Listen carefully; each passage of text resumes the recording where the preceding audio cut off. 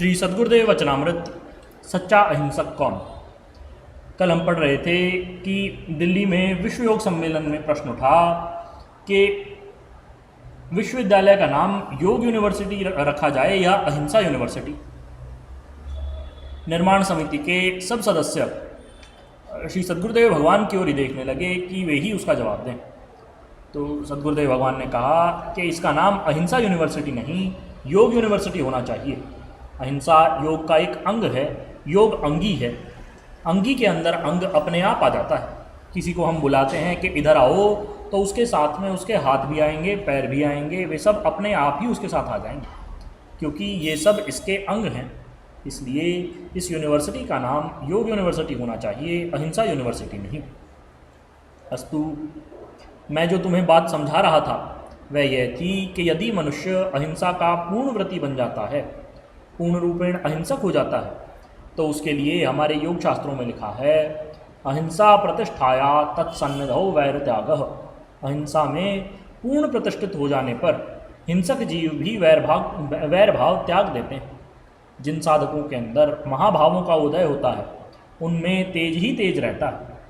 आनंदानुगत समाधि के अंदर महाभावों का उदय होता है। वे जिसका ध्यान करते हैं वह सर्वत्र दिखाई देते हैं। यो माम पश्यति सर्वत्र सर्वम च मयि पश्यति तस्य अहम न प्रणश्यामि स च मे न प्रणश्यति।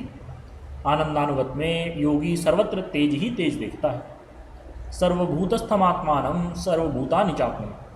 प्राणी मात्र को जो अपने अंदर देखे और प्राणी मात्र में जो अपने आप को देखे, ऐसा योग युक्तात्मा योगी समदर्शन वाला होता है। वहाँ होता है अद्वैत। योगी देखता है इसमें भी मैं हूँ, सर्वत्र मैं ही हूँ, ऐसा देखता है। योगी ऐसा कथन मात्र या भावना मात्र से नहीं, यथार्थ में देखता है। योग समाधि में ऐसी अनुभूति होती है।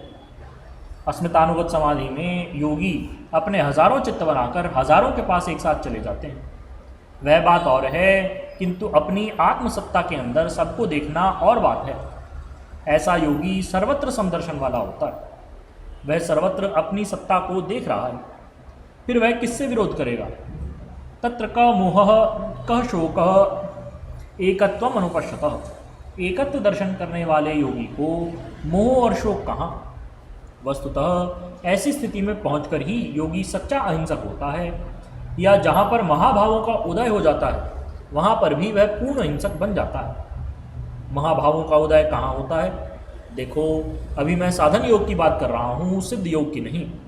आज के व्याख्यान का प्रकरण कुछ इस प्रकार का चल पड़ा है। मैं तुम्हें यह बतलाना चाह रहा हूँ कि योगी को पहले यम नियमों के साधन कर लेने चाहिए, क्योंकि ऐसा न करने पर योगी के रास्ते में अंतराय आ जाया करते हैं। कामेश क्रोधेश रजोगुण समुद्भवः। यम नियम का पालन करने वाले के मार्ग में ऐसी बाधाएं नहीं आती। अहिंसा व्रत का मनसा वाचा कर्मणा पालन करने वाले को कामनाएं बाधा नहीं पहुंचा पाती। देखो, तुम किसी को कटु वाणी बोलते हो, दूसरा व्यक्ति उसका उत्तर नहीं देता, वाणी से कुछ कहता नहीं, क्योंकि तुम धनवान हो, बलवान हो, ताकत वाले हो, किंतु उसके मन में दुख तो होता ही है। और यदि वो कमज़ोर मन वाला है तो कोई विशेष प्रभाव नहीं पड़ेगा, परंतु मन की ताकत वाला है तो बाहर से कुछ ना कहने पर भी उसका मन अपना प्रभाव कर जाएगा। मैं तुम्हें अमृतसर में पढ़ने वाले 2 विद्यार्थियों की घटना सुनाता हूँ। इनमें से एक श्री प्रभु जी का योग दीक्षित बच्चा था। दूसरे लड़के के द्वारा उसकी पुस्तकें चुराए जाने के कारण मन के क्षुब्ध हो जाने से चुराने वाले लड़के की विक्षिप्तता के बारे में मैं तुम्हें बताया करता हूँ। उस लड़के के पागल हो जाने पर प्रभु जी ने कहा कि देखो, ये हिंसा हो गई। योगी को इतना क्रोध नहीं करना चाहिए। यदि मन ताकत वाला है तो इस प्रकार से मानस हिंसा हो जाती है। इसलिए जो व्यक्ति ध्यानाभ्यासी हैं उन्हें दूसरे के अहित का चिंतन नहीं करना चाहिए, क्योंकि उनके चिंतन मात्र से भी दूसरे का अनिष्ट हो जाता है। तुमने हरिहरानंद जी की घटना मुझसे कई बार सुनी होगी। हरिहरानंद श्री प्रभु जी के बच्चे हैं, आज भी शीशागिर की पहाड़ी पर समाधिस्थ हैं। 3 महीने में एक बार समाधि से उठते हैं। हरिद्वार में एक बार कुंभ के मौके पर सब गुरु भाई बहन हट करने लगे कि प्रभु जी हरिहरानंद के दर्शन करा दें। प्रभु जी अमानी मानदह मान्य हैं, अपने बच्चों को मान दिया करते हैं। प्रभु जी ने कहा कि तुम ध्यान में बैठ जाओ और उनसे कह दो कि प्रभु जी का हुक्म है, चले आएँ। वे समाधि से उठ करके आने लगे। वे थे ध्यान के नशे में, नाम कुमारी नामिका चढ़ी रहे दिन रात। जब योगी आनंदानुगत समाधि में होता है तो उसमें महाभावों का उदय हो जाता है, उसे कुछ भी सुध-बुध नहीं रहती। हरिहरानंद जी पहाड़ से उतरते हुए एक गांव के पास किसी वृक्ष के नीचे बैठ गए। नवयुवक से ही थे। जब योगी समाधि लगाता है तो उसके शरीर की वही अवस्था रहती है जो समाधि से पहले होती है। क्यों? क्योंकि वह खान पान तो करता नहीं, मलमूत्र का त्याग करता नहीं, सोता नहीं, केवल खेचर आदि क्रियाओं से अमृतपान करता रहता है। हरिहरानंद ध्यानावस्था में ही वृक्ष के नीचे लेटे हुए थे। एक ठाकुर साहब आए, वह क्रोधी अहंकारी स्वभाव के थे। हरिहरानंद से कहने लगे, अरे यहाँ नंगा पड़ा है, उठ जा। जब उसने बात नहीं सुनी तो उनके शरीर पर 3-4 बेत मार दी। चोट लगते ही वे समाधि से उठे। उसे देखकर कहने लगे, अच्छा मैं तो उठ गया, तू यहीं गिर जा। वह वहीं गिर गया और उसका शरीरांत हो गया। श्री प्रभु जी हरिद्वार में भोजन कर रहे थे। कहने लगे कि देखो हरिहरानंद ने यह क्या कर दिया।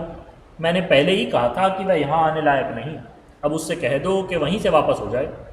हमारे कुछ गुरु भाई गए और वहाँ जाकर सारी हकीकत देखी। उन्हें श्री प्रभु जी की वापस जाने की आज्ञा सुना करके वापस भेज दिया। ये क्यों हुआ? ये यूँ हुआ कि सिद्धांत है वृत्ति सारूप्यम तरत्र। योगी जब समाधि से उठ जाते हैं तो अपनी मूल वृत्ति के अनुसार ही चेष्टा करते हैं। सदृशम चेष्टते स्वस्या प्रकृतेर ज्ञानवान अपि। ज्ञानी लोग भी अपनी प्रकृति के अनुसार बरतते हैं। प्रभु जी कहते थे, जो लोग गुरुदेव के थपेड़े खाकर यम नियमों की साधना नहीं करते वो उल्टे पुल्टे काम करते ही हैं, अपने आप को पतन की ओर ले जाते हैं। किसी को शाप देंगे, मार देंगे, उनका पुण्य क्षय हो जाएगा। जो दंड देने लायक नहीं उनको भी दंड देंगे तो पुण्य क्षीण होगा ही होगा।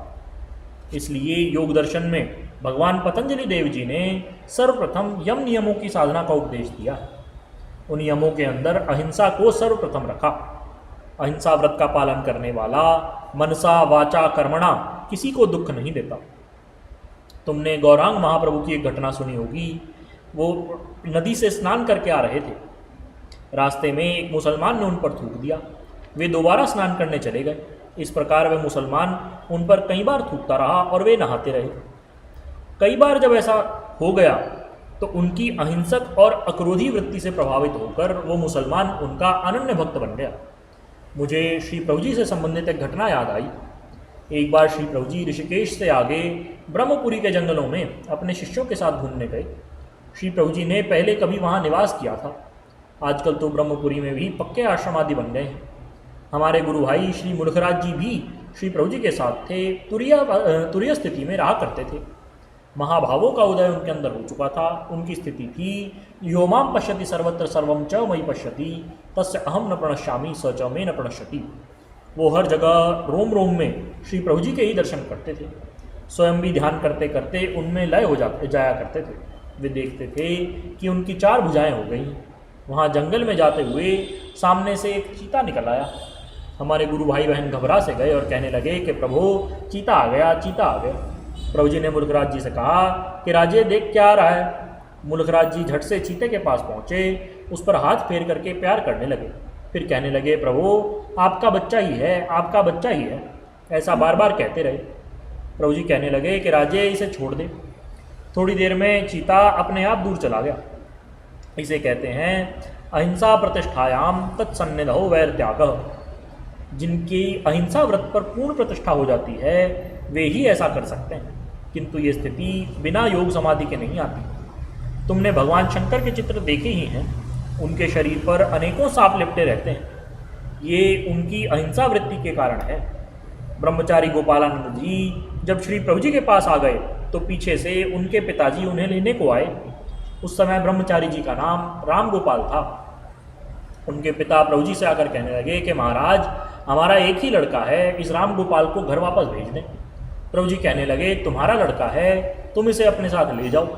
उस समय ब्रह्मचारी जी ध्यान में बैठे हुए थे। जब उनके पिताजी उस कमरे में पहुँचे तो देखा कि एक बड़ा भयंकर काला सर्प उनके शरीर पर घूम रहा है। 2-3 बार पिता ने अपने लड़के के पास जाने की कोशिश की, किंतु वो सर्प फुक्कार मारता रहा। ब्रह्मचारी जी के पिता गोविंद शरण सोचने लगे कि आश्चर्य की बात है कि ये भयानक सर्प मेरे लड़के को कुछ नहीं कहता और मुझे काटने को दौड़ता है। इस बात से प्रभावित होकर उन्होंने ब्रह्मचारी जी को सदा के लिए श्री प्रभु जी के चरणों में रहने की अनुमति दे दी और खुद भी श्री प्रभु जी से दीक्षा ले ली।